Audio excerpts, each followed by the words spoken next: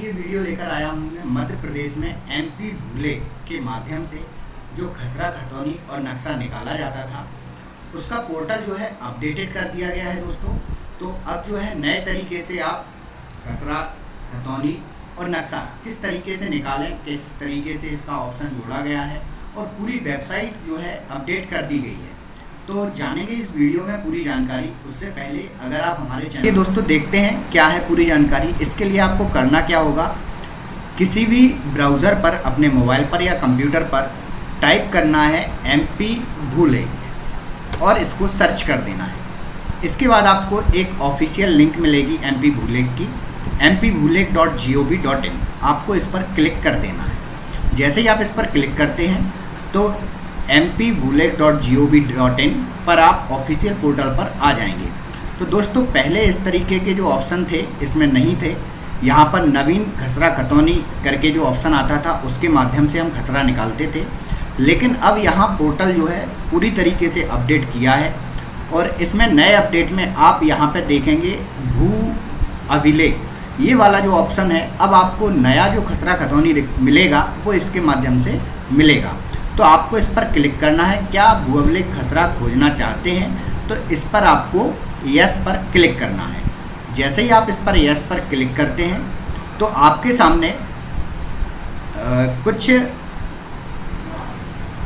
सामने कुछ इस तरीके से डिटेल ओपन हो जाएगी। यहाँ पे लैंड डिटेल आप देख पाएंगे, हिंदी और इंग्लिश दोनों में उपलब्ध है। तो अगर आप हिंदी में चाहते हैं तो आप हिंदी क्लिक करें, तो यदि आप इंग्लिश में चाहते हैं तो इंग्लिश क्लिक करें। यहाँ पे जानकारी जो है दोनों ही भाषाओं में अवेलेबल है। तो यहाँ पर हम हिंदी का चयन करेंगे और यहाँ पर आप देखेंगे कि आपके जो ज़िले का नाम है वो हिंदी और इंग्लिश दोनों में अवेलेबल है। तो जिस भी ज़िले को आप सर्च करना चाहते हैं उसको आप यहाँ टाइप करके डायरेक्टली आप सर्च कर सकते हैं। उसके बाद आप यहाँ पर तहसील का चयन करेंगे, जैसा कि आप पहले करते थे उस तरीके से आप यहाँ तहसील का चयन करेंगे और तहसील का चयन करने के बाद आप यहाँ पर ग्राम का चयन करेंगे, जो भी आपका ग्राम है जहाँ का आप खसरा निकालना चाहते हैं या खतौनी निकालना चाहते हैं या नक्शा चाहते हैं, जो भी आप चाहते हैं उसका आप यहाँ पर ग्राम जो भी है आप सर्च में उसको ढूंढ सकते हैं। हिंदी और इंग्लिश में दोनों में ये अवेलेबल है। इसके बाद दोस्तों हमें यहाँ पर जो है लैंड ऑनर या फिर खसरा नंबर या प्लॉट नंबर, इन तीन ऑप्शन में से कोई एक जानकारी यहाँ पर देनी होती है। तो यदि आपके पास आपका खसरा नंबर है तो आप यहाँ से खसरा नंबर वाले कॉलम को सिलेक्ट करके यहाँ खसरा नंबर या प्लॉट नंबर यहाँ से ढूंढ सकते हैं। यदि आपको नहीं पता है तो आप लैंड ऑनर वाले ऑप्शन का उपयोग करके व्यक्ति का नाम और उनके पिता का नाम इस तरीके से आप सर्च कर सकते हैं। तो उससे आप अपना प्लॉट नंबर या खसरा नंबर भी ढूंढ सकते हैं। तो यहाँ पे आप में खसरा नंबर पहले से पता है तो उस खसरा नंबर को हम यहाँ पर निकालेंगे और यहाँ पे जो कैप्च कोड डला है वो हमें डाल देना है और सर्च बटन पर हमें क्लिक करना है। यहाँ पे कैप्च कोड आप ध्यानपूर्वक डालें, इसमें क्या है कैप्च कोड बदलता रहता है।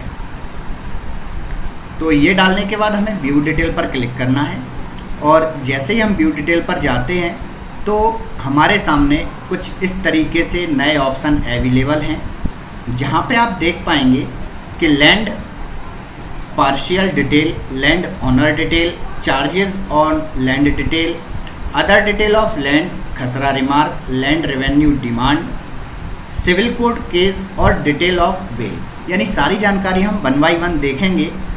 लैंड पार्शियल जो है डिटेल में हम ज़मीन का पूरा ब्यौरा देखते हैं कि ज़मीन का सर्वे नंबर क्या है, ज़मीन किसके नाम है, पूरी जानकारी हमें यहाँ पर मिल जाती है। यहाँ पे हम देखेंगे कि जो है ज़मीन जो होती है उसकी एक पार्शियल आईडी होती है जो अब नई आईडी मिलने लगी है। उसके बाद सर्वे ब्लॉक नंबर, सर्वे नंबर इसमें 2 हैं तो दोनों नंबर एक साथ आ गए हैं। ईयर ऑफ रिकॉर्ड की अगर हम बात करें, जो भूमि है निजी भूमि है, 2009 से 2023 तक का रिकॉर्ड एमपी भूले पर अवेलेबल है। एरिया और हेक्टेयर, ज़मीन का पर्पज, अगर कृषि भूमि है तो कृषि भूमि दिखाई देगा और आपकी अगर व्यावसायिक या आवासीय भूमि है तो वो दिखाई देगा। इसके बाद हम लैंड रेवेन्यू की बात करें, यानी कि आपका भू राजस्व कितना है, तो वो भी हमें यहाँ पर सामने दिखाई दे जाएगा। यहाँ से हम खसरा देखेंगे और यहाँ से जो है अपने ज़मीन का नक्शा देखेंगे।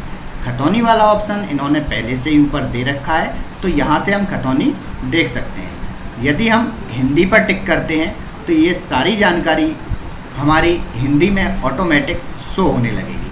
अब चलिए हम देखते हैं खसरा।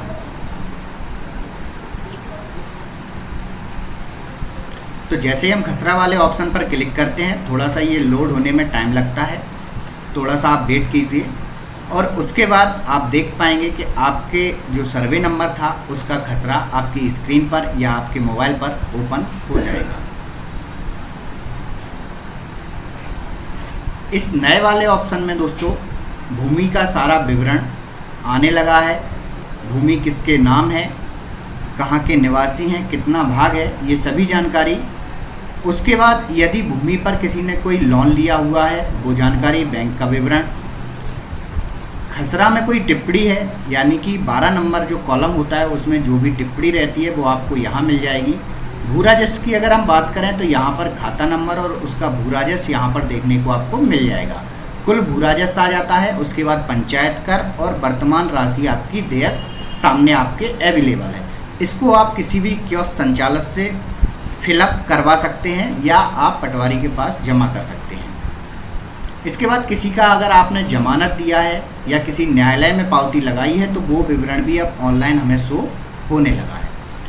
ये देखिए दोस्तों, यहाँ पे हम देख पा रहे हैं खसरा हमारे सामने ओपन है और जो खसरा पहले आता था वही खसरा है। 2022-23 का नया खसरा अवेलेबल हो गया है और इसी तरीके से हम इसी नंबर की खतौनी को भी देख सकते हैं और खतौनी हमारे सामने ओपन हो जाएगी। तो ये खतौनी रही हमारी खातावार खतौनी, जिसमें आपके सारे नंबर एक साथ आ जाते हैं जितने भी नंबर होते हैं। खसरा हमारा सिंगल नंबर होता है और खतौनी में अगर हम बात करें तो आपके एक नंबर के खतौनी में जो भी नंबर जुड़े होते हैं वो सारे नंबर आ जाते हैं। इसके अलावा दोस्तों ये नई वेबसाइट का जो अपडेशन हुआ है अभी ये हाल ही में हुआ है और इसमें जो नया अपडेट हुआ है इसके बाद अब भू अभिलेख पोर्टल में आपको ये भूलेख वाले पोर्टल से ही खसरा खतौनी और नक्शा आपको निकालना है।